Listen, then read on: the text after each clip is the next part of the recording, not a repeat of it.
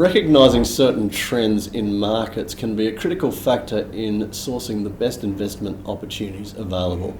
Charlie Aitken from Aitken Investment Management joins me today to discuss this principle. Welcome, Charlie. Thanks for having me. Your global high conviction fund invests in global structural growth sectors. Can you tell me a little bit about what that means? Yeah, sure. Look, the way we describe that basically is that we try to invest in sectors and businesses that can grow without needing the complete reliance on the economic cycle. So they can grow hopefully at a multiple of GDP growth due to some change that's happened, some change in technology, change in consumer behaviour or change in business behaviour that is driving excess growth in that sector. So we don't really invest in cyclical stocks. We try to invest in companies that can grow over the next 5-10 years and effectively sail downwind with a tailwind from that sector. So in all of that, how do you actually identify these opportunities?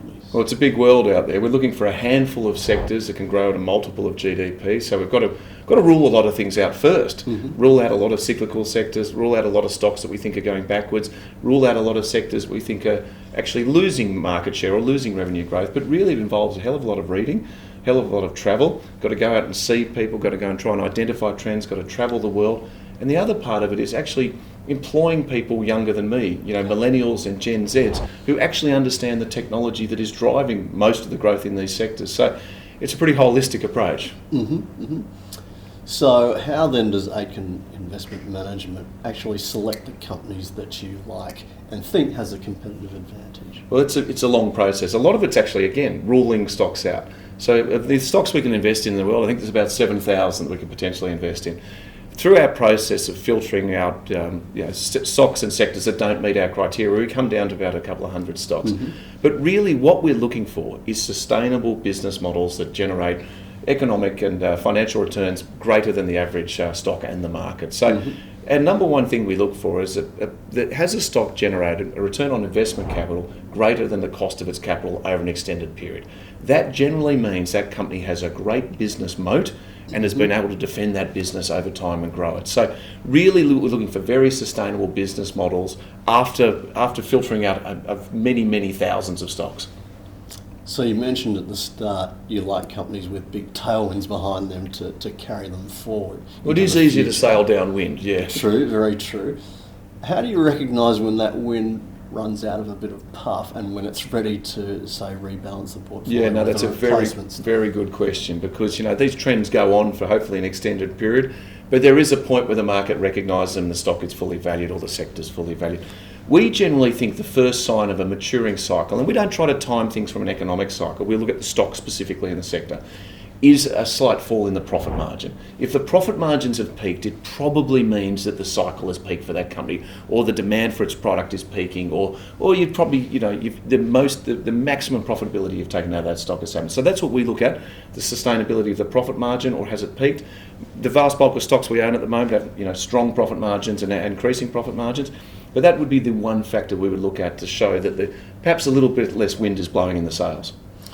To that end, is there any sort of rule of thumb that you can apply as to potentially how long a cycle actually lasts?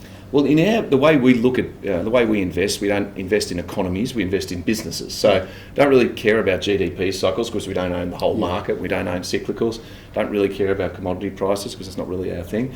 I think really what you're looking for is, it's interesting. There is, for different sectors and different businesses, there's been cycles that have gone on for 30 and 40 years. They haven't ended. Yeah. Even in Australia, GDP has grown for 29 consecutive years. So not many people thought that would happen. So we don't have any strong view on timing of cycles.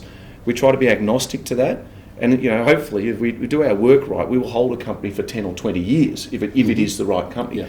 The best companies just simply keep on giving, keep on growing, keep on delivering. So we don't have a set rule on timing, but we are not emotionally attached to anything. If we decide that the best is behind a company, we will sell it. Now, you mentioned several characteristics that you look at. Is there any one in particular that's the most important? Well, the main one that we look at, if we judge a company on all other metrics, the key thing to judge a company is on the cash it generates. As Ben Graham said, eventually the market is a weighing machine. And that's right, it gets weighed on its profits and the cash that it generates. So we always look at the cash flow statements of the companies. We look for companies with strong free cash flow generation, which allows them to organically reinvest in their businesses, not tap shareholders for more money, buy back shares, pay us dividends. So free cash flow generation is our number one variable we look for in a business. But as I said earlier in the interview, we look for companies that have a return on invested capital substantially above their cost of capital. And that is when there's a mark of a great business. So they're the two key variables we look for. Portfolios heavily tilted to businesses that have those variables. And through time, they've served us really well. So we don't try to look for the next sexy thing or the next fastest growing thing. We look for great businesses with strong free cash flow and very strong return on investment capital, and that should serve us well.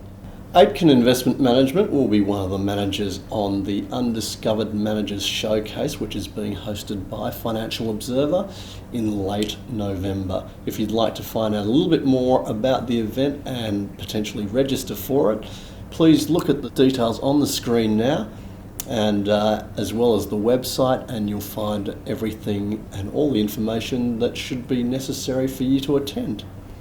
Well, thanks very much for your time today, Charlie. That was very informative. Good. I look forward to the showcase. I'll see you there.